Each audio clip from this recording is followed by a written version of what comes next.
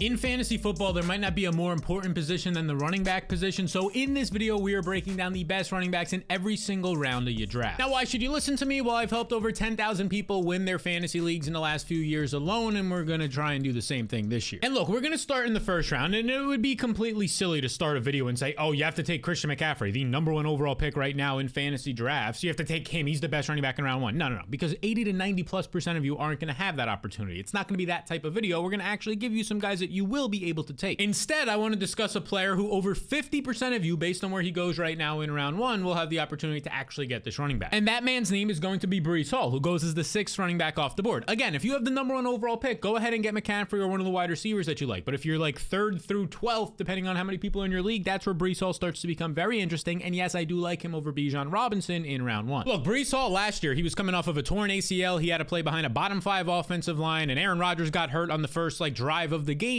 for the rest of the year, and he still was great. I mean, Mr. Breece Hall himself, he ends up playing in all 17 games despite coming off of injury. And look at this right here. He leads all running backs in receptions. We love that. In receiving yards. We like that. And then he also puts up basically 1,000 rushing yards. So this guy goes for 1,600 total yards in his second year off that injury in maybe one of, if not the worst offensive environments last year besides the Carolina Panthers. But ladies and gentlemen, I have good news for you. You can see right here, this is the team changes page on the fantasy blueprint. Every single change that happened this year, key changes, additions, subtractions on offenses that are going to impact fantasy NFL draft. This is a part of the blueprint. Thousands of people have it. You can check it out. Link down below if you want to get it. You can see right here, things have now changed. The offensive line that stunk last year, probably going to get a little bit better. They trade for Morgan Moses. They get Tyron Smith. If he can stay healthy, that's a huge addition. They add John Simpson. All these guys are going to start for this team. And then, oh yeah, they get a first-round tackle and Olu Fashanu, who should also start immediately. Aaron Rodgers is back. These are all great things for Breece Hall, especially when you consider that there's no real serious competition. A 4th-round pick in Braylon Allen, kind of a raw runner. He was a really good, productive player in college, a young player, but he's not going to push for RB1 touches. So Breece Hall is the guy that you want, the best running back in round one of drafts, assuming you don't have the #1 overall pick for Christian McCaffrey. Now in round two, you start to see some running backs pop up here. You have guys like Saquon Barkley going 15th overall. Kyron Williams goes 20th overall. You can see right down here. Now these guys aren't bad options, but the guy that I want this guy right here. Jonathan Taylor, 13th overall to start the second round of drafts. I mean, if you have a late first-round pick this year, there's not many better starts than getting say, A.J. Brown or Garrett Wilson, and then doubling up right away with Jonathan Taylor as your first running back. The dude has the ability to be the #1 overall fantasy player. He literally did it 2 years ago in his last fully healthy season. And since then, it's been a rocky road the last 1.5 to 2 years due to injuries that ended his season in 2022 and contract situations and injuries last year. But now he's entering the best situation of his career, in my opinion, because he has his second year with Shane Steichen, and this should be his first year as he's healthy, actually entering the year, not on the PUP list, not dealing with potential holdouts from his contract issue. But Shane Steichen, if you remember him, he was on the Philadelphia Eagles, their offensive coordinator that basically changed that entire offense with the mobile quarterback in Jalen Hurts. And then last year, he was looking to do the same as a head coach, still part of the offense with the Indianapolis Colts and Anthony Richardson, a mobile QB. He gets hurt, and what does he do? Well, he pivots and takes a Gardner Minshew team on the brink of a playoff spot if they would have just won and not had a dropped catch in week 18 last year. So I believe the offense is going to be better with Anthony Richardson returning, and now you get Jonathan Taylor, who towards the end of last season, when he actually was healthy and ramping up, he looked great. In his final 5 games, Taylor averaged 20 touches and over 100 total yards per game. And now the dude has no competition. Zach Moss is gone. He's now a part of the Cincinnati Bengals, and you're going to see his competition being Trey Sermon and Evan Hall. Okay, these dudes are really not going to do anything. You might see Jonathan Taylor lead all running backs this year in either opportunities or even snap share, pushing towards 80+%. And yeah, the mobile quarterback is there. People will say, oh, it's a mobile quarterback that's going to hurt Taylor. No, if anything, it's going to add deception. When they go, and let's put this full screen on me. Get that camera in on me right now, boy. Okay, when you see the quarterback go to hand off the ball, the linebacker's eyes are going to have to say, is he handing it off or not? They're going to have to pause instead of crashing right down on the run because they see that handoff movement for a non-mobile quarterback. Does that make sense? It should. It adds a level of deception to the run game, which is only going to help Taylor. In the second round, I think this dude legitimately has #1 overall player upside. Holy shit, I got a little bit worked up there. Okay, well now we're going to go into round 3, and if you've been watching my videos all summer long, you know that there's a running back in round 3 that absolutely I love, and I get almost every single time if I don't already have 1 or 2 running backs, and that's Jonathan Taylor. That's Derrick Henry. He goes 32nd overall. Here's the deal. In the fantasy blueprint right now, Derrick Henry, if you can see right here, he's my 14th ranked overall player. Let me say that again. My 14th ranked overall player. A borderline first round pick in 12-team drafts. A second round pick for me easily right now. I'm 18 spots ahead of the market. So yeah, I love getting him in the 3rd round. It doesn't mean I'm taking Henry first round. Doesn't mean I'm taking him second round unless it's a late second round pick. I'm I'm not reaching. I'm just identifying that he's an elite third round pick. And what do you get from Derrick Henry this year? Yeah, he's aging, but he's joining probably his best offensive environment ever, the number 2 rush offense from last year, which, by the way, that number 1 offense was led by Gus Edwards as their number 1 running back. You can see right here, who scored 13 touchdowns, was largely ineffective on the ground. That's why he finished 32nd overall. Derrick Henry, a much better runner, even though he's getting older. Last year alone, he was still top 10 in plenty of metrics. Number 1 overall in carries, top 10 in broken tackle rate, an explosive run rate of 10 plus yards. All those are great. And now some people might be worried, oh, Lamar Jackson's there. He's going to be stealing these touchdowns. Lamar Jackson only had 5 carries inside the 5-yard line. They don't want Lamar Jackson getting hurt. Since then, he's actually gotten a little bit smaller, losing some weight, so even more susceptible to injuries there. You're going to have a similar situation with Anthony Richardson and Jonathan Taylor. There's going to be a level of deception, linebackers freezing, which is only going to help Derrick Henry's running lanes. And this fella, Derrick Henry, his over-under right now is 10.5 in the betting market for total touchdowns, or total rushing touchdowns, not even receiving, 10.5. So this guy, they're saying, is going to score 10 touchdowns this year on average, the odds makers are saying. Obviously more than that if you think so, you can take the odds here. But 10 touchdowns as his starting point leads all running backs by far, and he's going in round 3. With no real threats at his competition right now, Keaton Mitchell, his own head coach, says he's not, it's a long shot. He's definitely not in the cards to play week 1, meaning he's probably going to be on the PUP 4 weeks, and he's returning from an ACL that seems a little bit more complicated, which means he'll probably miss 6 to like 8 games. And I realize I'm probably talking fast for some people. I'm sorry, I'm an Italian from New York. A lot of you probably already know that. I say the word especially with an X, especially, and I get it. People don't understand that. Hey, look, it's a New York thing. If you're born and raised in New York, you understand that. If not, you think I'm a crazy person. And hey, maybe I am a crazy person. I talk into a camera for about an hour plus a day every single day by myself in this room. Hey, but let's not get into that. Round 4, we can talk right here about the running backs. And if you've been watching my content, like you know, I like Derrick Henry a lot. I'm going to try to slow it down here for you guys. In round 4, I like Isaiah Pacheco. 38th overall. How do you not like this dude? This dude last year set a career high in touches, and also in the back half of the year from week 9 on, second half of the season, top 5 fantasy running back, top 5. But now he's drafted nowhere near that, even though the fact right now is that Clyde Edwards-Helaire is going to return and be his main competition. Other than that, it's these dudes. Keontae Ingram was the only real guy brought over in free agency, not a threat. Then Eric Pierce wasn't a threat last year, won't be this year. Jerick McKinnon is also gone, so maybe some more pass catching upside for one Isaiah Pacheco. In an offense that loves to pass the ball, number 3 in neutral pass rate last year, number 1 when trailing. Good news for Pacheco. And here's what I really like, and I think it's going under the radar because you got to use a little critical thinking here. The Chiefs added a first-round wide receiver, Xavier Worthy. They traded up for him, extremely speedy downfield threat. And then they added Marquise Brown, extremely speedy, wins downfield. So they're going to have these speedy receivers use the intermediate and deep parts of the field. That means more 2 high safeties. And when the defense is playing 2 high safeties, which naturally they are more now in the NFL, but especially when you're Patrick Mahomes and have these speedy receivers, it means that there's 1 less guy in the box, which means you're going to get more handoffs to Isaiah Pacheco. So in round 4 right now, you can see right here, I love Isaiah Pacheco. He's a top 24 overall player for me, so I'm well ahead. I think he's worthy of a 2nd round pick in my opinion, but just take him in round 4. Don't reach on him. This is a part of the fantasy blueprint, my top 250 rankings, showing you the best and worst values based on their average draft position. You can get it down below with about 10,000 other people have used it. Now when round 5 comes around, it's really hard for me to ignore this next running back. He's the best RB in round 5. And that man's name is Joe Mixon, the 53rd overall player. Now, maybe there's some wide receivers you like in this range, but if you only have 1 running back or even no running backs and you want to make Joe Mixon your first running back in round 5, I don't hate that by any means. Because this offseason, you can see right here, Ian Rappaport reported it when it happened back in March. He was traded from the Bengals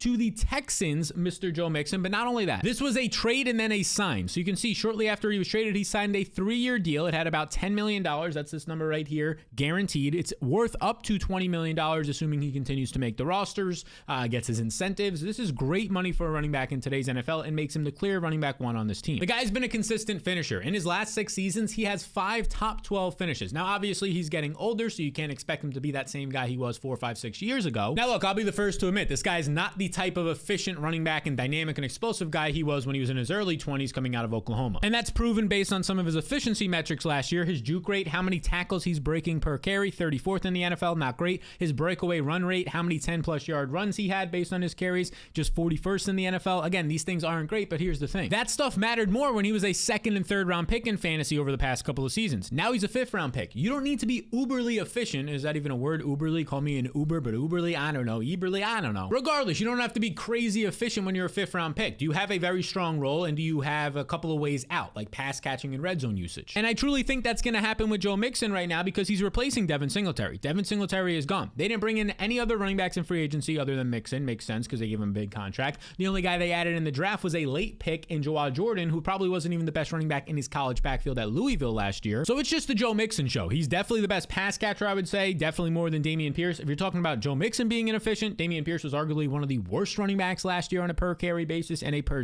touch basis. So this is Joe Mixon in an improving offense, and an offense that should get to the red zone a lot, an offense that should throw him the ball as well. Now, if I can keep it real with you, though, I am concerned about this. They lose George Fant, a tackle. They lose Michael Dieter, a guard. They lose Josh Jones, a big one here, another tackle. And they're not replacing these guys in free agency with anybody specific. They already had a suspect offensive line last year, average to bad offensive line. Now they lose a bunch of guys and only replace them with a couple of rookies in the draft. I am a little bit concerned there for Joe Mixon in terms of what this offensive line is going to look like, but you could also say the same about the Texans passing game. So I think that's going a little under the radar. Now, the guy in round 6 is probably going to make you scratch your head a little bit, but I really have to dive deeper. But before we get there, if you beautiful people want to win your fantasy league, look, the question at the top, do you want to win your fantasy league? Does this sound like you? Well, if so, click this button right here and you can get your risk-free fantasy blueprint. Now, here's the deal. There's a couple of ways to get it through our partners. That's what makes it risk-free this year. And if you do not make your fantasy playoffs, I refund the one-time deposit of $10 for you. If you don't make your fantasy playoffs, no questions asked, assuming you go and sign up through one of our partners. So you just click that link in the description below. You come right here. For some reason, these do not work for you, and it gives you the very simple steps on how to do it and all the links. If it doesn't work for you, just click this button here. It's a third option in case the top two don't work. Now, it's going to have all the tools and analysis you need to win your fantasy draft and your league each week of the season. This is not just like a one-time thing. It's for your draft and done. No, every week of the season, every day during the season, I'll be sending you a new tool and information to help you beat your buddies. We are over 10,000 people who have used and are using the fantasy blueprint to win their league. It's a 99.9% satisfactory in terms of the ratings. So if you want to get it yourself, scan the QR code on the screen, click the link in the description below, come join the team. Now, that round 6 player who, look, I was against this dude last year, especially because he was like a second round pick, brutal third round pick, but now it's Naji Harris because he goes in the 6th round. I get it. It feels gross. It feels very gross. I was the guy last year saying this guy is not worth it. Look, he's succeeding off poor efficiency, but a very large workload, kind of like we were saying with Joe Mixon earlier, but that's because he was going in the 2nd and 3rd round Naji last season. And it's also worth pointing out that this changed last season. His efficiency increased, number 12 in broken tackles overall, but more importantly, his breakaway run rate, he ranked top 10 in the amount of runs he had to go for 10 plus yards, showing some explosiveness, coming off of some injuries the year before that. Kind of makes sense as he got healthier and lost some weight. And then this offseason, really nothing changed. If anything, it got better, really a lot better based on the changes the Steelers made to their team and their coaching staff. Starting with the team, no running backs were added. Some people will get a little bit cheeky and say, oh, Cordell Patterson was added. I think he was added because Arthur Smith likes him from his time at the Falcons as a kickoff returner for the new rules on special teams,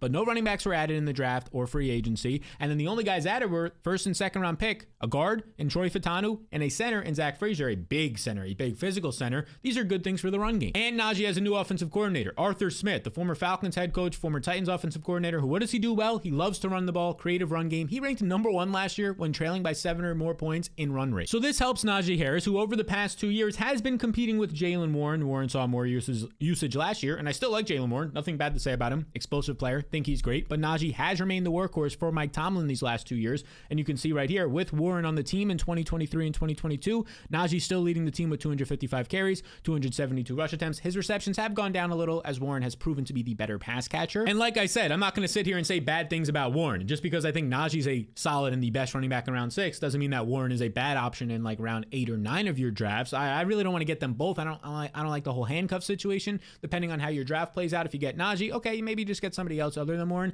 If you miss out on Naji, that's when Warren becomes more of a priority later in drafts. Now, the Steelers didn't pick up the 5th-year option on Naji Harris. I don't really know what this means. I mean, we could say things. There's some obvious things. They didn't pick it up, meaning they don't want him in the future, meaning maybe they don't want to use him that much this year. That's one way to look at it. Or they didn't pick it up, meaning they're not going to sign him next year, meaning they could put a lot of carries on him this year. So if we want to look at it from that angle, that's another positive. But again, you could kind of twist those things either way. Either way, though, 6th round feels good for a guy who has been reliable. Never missed a game in his 3-year NFL career despite playing through some injuries, including a Liz Frank sprain, which is brutal at the start of last year. He's a warrior. He'll play for your money and your fantasy team. He won't miss games unless there's a broken bone out there or a crazy ligament injury. Now we're going to start to get to the parts of the draft where like these guys are the guys who can win you your leagues. Like you're talking 7, 8, even later. If you hit on one of these guys, you have a huge advantage. And it's surprising to me that in round 7, you can get a guy who was going in a similar range last year in David Montgomery. I mean, last year, David Montgomery was a 7th round pick towards the end of the summer, maybe an 8th round pick. And even though he had a solid season last year, he's going this late. And there's obvious answers. Jahmyr Gibbs was taken with a top 12 pick in last year's NFL draft and succeeded to be a top 10 running running back in fantasy. So a lot of people are saying, okay, Jahmyr Gibbs is the guy we want now in round 1 or 2 of fantasy drafts, but Gibbs was going in round 2 or 3 last year, and Montgomery still paid off his price tag, even with Gibbs having a large role his rookie season. And here's the thing. These are the snap counts per game via player profiler for David Montgomery. You can see to start the season, he was the workhorse here. This week right here got a little bit out of hand. They trailed, but you can see 70% of the snaps. But then this happens in week 7 or week 6. He ends up getting an injury, only plays 26% of the snaps. If it wasn't for that week 6 injury, a knee injury, you're probably seeing David Montgomery all year long hold on to this workhorse role. And in that season last year, he averaged 80 yards per game and had 13 touchdowns. And again, still going in the exact same spot that he got drafted last year. Now, if we go back to these game logs, again, these are his snap counts, and you want to see what he did on a per game basis after returning from injury, you can see right here. Well, he comes right back and he has a top 12 finish, a 13th finish, a 15th finish, a 17th finish, right? He's still producing top 20 running back numbers, currently going way outside the top 20 running backs, right around running back 30 or so, but he didn't have any top 10 finishes. So that's one thing that you can point to him and say these top 10s here are in the playoffs when there's obviously a lot less teams and running backs playing, but he didn't have any top 10 finishes. You can see 28th, 22nd, 15th. So that's one knock because he had 3 top 10 finishes in his first 4 weeks of the season. But he finished top 24 in 7 of those 9 games. So that's fine. As a 7th round pick, that's absolutely fine. And if Jahmyr Gibbs was to miss some time as an explosive runner who's a little undersized, well, then even more wheels up for Montgomery as a 7th round pick. And that's not even to mention that he still has a stud offensive line, should be another top 5 unit. Even though they lost a piece on their offensive line, they brought another one in free agency to replace him, and the same offensive coordinator who loves to run the ball and play off the run in one Ben Johnson. Now we get to round 8, and this is like, I don't know what you want to call it. The honey hole, pause, the sweet spot. Ooh, sounds good. I love candy. I don't know. This part of the draft, round 8, is where there's so many great running backs. You can start, like, look at these guys. Jalen Warren, Jonathan Brooks, Raheem Mostert, who last year had 20 plus touchdowns and got re-signed this offseason. Tony Pollard, a guy who I believe is the running back 1A for the Tennessee Titans, improved offensive line and offense. But here's the guy that I want to point to. Out of all these guys in round 8, if I could only have one, nothing else, I can only pick one, gun to my head, I'm going with Jonathan Brooks, 86th overall, the Carolina Panthers, brand new running back that they traded up for in the second round of the NFL draft. Now, this alone should give us some confidence. Jonathan Brooks is coming off of an ACL tear late last year in college, but the fact that the Panthers took him in round 2 and traded up for him shows that based on the medicals that they were given, yeah, they feel confident he'll recover fine. And that makes complete sense because Jonathan Brooks, you can see this beautiful man's hair right here, lovely head of hair. You can see he's only 20 years old, so recovering from an ACL becomes a lot easier. Modern medicine obviously helps, but when you're 20 years old, an explosive, dynamic player, you're probably going to recover quicker. You just have more ability to your body to recover on a day-to-day basis and heal over time. Now, Brooks in college didn't play his first 2 years all that much. 21 and 2022, he only played 4 games, 5 games, just 20 carries and 30. Why? Not because he stunk, because Bijan Robinson, you know that guy going in the first round of fantasy drafts now? He was there. Roshan Johnson, a 4th round pick in the NFL a year ago, he was there. So that's why he doesn't get any usage until 2023. But in 2023, just 10 games played between his rushing yards, over 1,100 right here, beautiful people. Stay with me. Let's highlight this. Over 1,100 yards. And then I don't even know what that noise was. And then almost 300 yards right here. He averaged over 140 total yards per game. And he brings everything to the table. He's big, he's fast, he breaks tackles, he pass protects, he catches passes, everything you love for fantasy, everything coaches love for real life. He should immediately, based on his draft capital and just overall skill set, be able to outwork Miles Sanders on this depth chart, and then it's going to come down to him and Chuba Hubbard. Hubbard's a nice player. This is a guy who had a former 2,000-yard total season in college. A lot of speed on Chuba Hubbard as well. Been a fine player in the NFL, but it is the final year of his contract. He's not as good of a pass protector, I would say, as Jonathan Brooks can be, and even a pass catcher. So it might take a couple of weeks for Brooks coming off of the injury and really just to beat out Chuba Hubbard, but towards the middle and end of the year, when you really want him for the fantasy playoffs,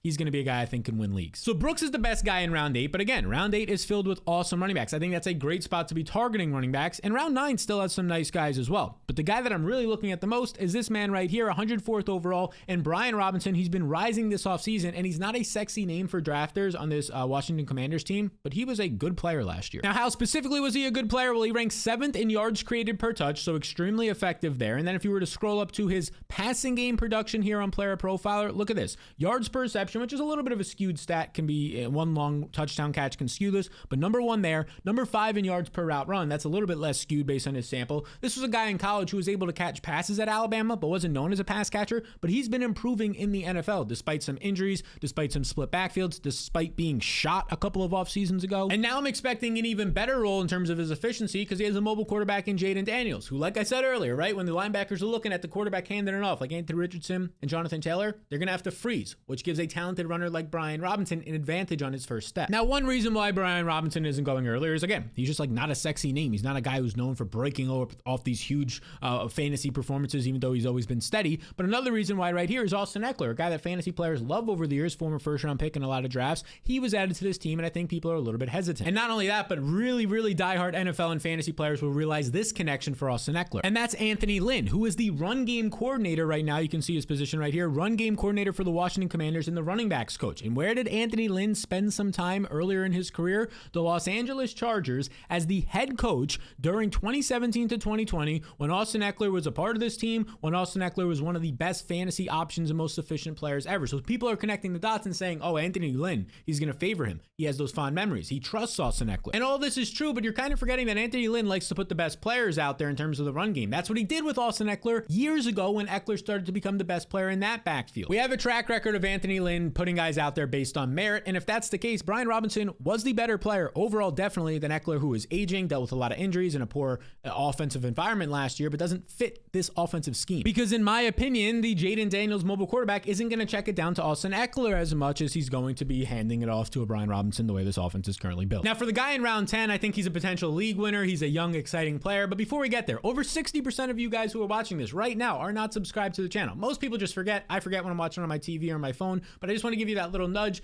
My goal is to get this to 50-50 by the time the season starts. So please help me hit my goal. It really helps the channel grow. And that man that I'm loving in round 10 right now is this running back. And there's a couple of nice options here. Like Jerome Ford is a solid option as well. So is Chase Brown if you scroll a little bit down. But I want Trey Benson, 112th overall right now, going in round 10 of drafts, the second round pick, the new running back for the Arizona Cardinals. And immediately when he was drafted, a lot of people, including myself, went, oof, that kind of sucks in year one for Trey Benson because James Conner is there. And James Conner over these last couple of seasons has been an absolute horse. Last year, he went for over 1,200. I didn't know the word I was going to say there. There was a little pause before horse. I think you kind of picked up. I went with horse. All right. I mean, he's a human, but I went with horse. 1,200 total yards last year, and he was breaking tackles at an elite level and still catching passes. So look, this is like the age-old thing you always see in fantasy. The aging running back in one, James Conner, he's now 29, approaching 30 years old, is going to start to break down as this young, exciting second-round pick comes in. And Benson is exactly that. This is a guy who has nice speed. You can see right here, nice size. He's 216 pounds, but also that nice speed. At that size of 216 pounds,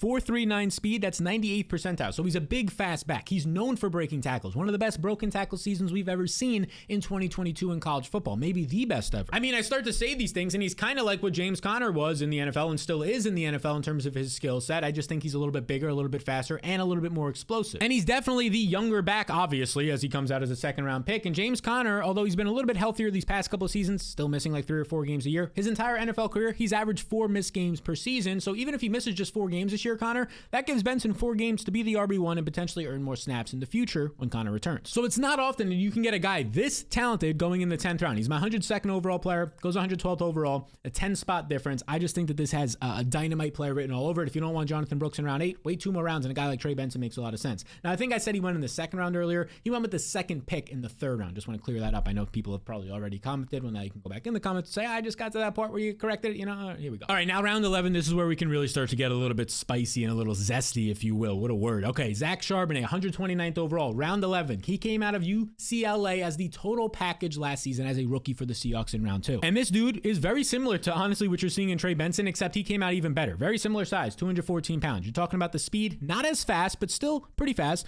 4.53 speed. He has 72nd percentile speed, but here's the big thing. Just a mega producer on all levels last season at UCLA or his final season there. The dude puts up over 1,300 yards. You go over here to his receptions, over 300 yards. So like 1,700 total yards. And the big one, look at this, 37 catches. Anything over 20 catches in college football is great.